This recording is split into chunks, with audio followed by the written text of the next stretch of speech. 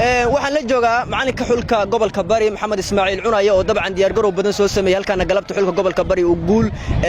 aad u weyn uu kaga hoyday isagoo hal iyo eber kaga badiyay xulka gobolka nugaal marka hore ku soo dhawow telefishinka sahal cable maxamed ismaaciil cunaye bal dareenkiina iyo galabta ciyaarta sidii ahayd alxamdulillaah rabbil caalamiin ilaahay baa mahad iska leh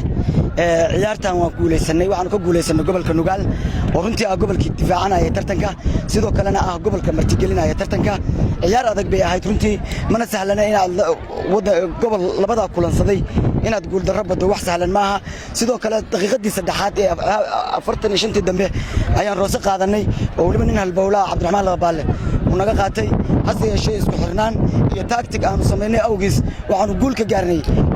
xulka nugaal sidoo kale aniga garoonkan tartamada lagu furo ciyaarta koowaad baan inta badan yeeshaa waana ku guuleystaa tartankana waa qaadaa insha Allah biidnillaahi kariim 2009 kiisaas oo kale ciyaarta koowaad baan isla iyaga ku garaacay 2016 horyaalkii ciyaarta koowaad baan Garowe City ku garaacay labadana tartanka waa ku guuleystay insha Allah kana waa ku guuleysanayaa waxaan rajaynayaa guul waxa guusha iska leh oo ay waxaan mar labaad iyo mar saddexaad doonaya inaan halkan uga tahniyadeeyo gudoomiyaha gobolka bari Cabdisamed Abwaan taliyaha qaybta magaalada Boosaaso iyo duqa degmada magaalada Boosaaso oo runtii iyaguna intaan barbar taagnaa nala shaqeeyay nala joogay nala soo jeeday juhdina na geliyay sidoo kale halkan dadka aan ugu nimi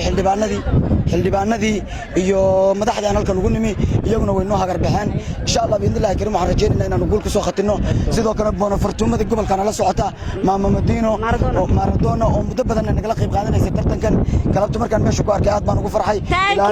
thank you team I love you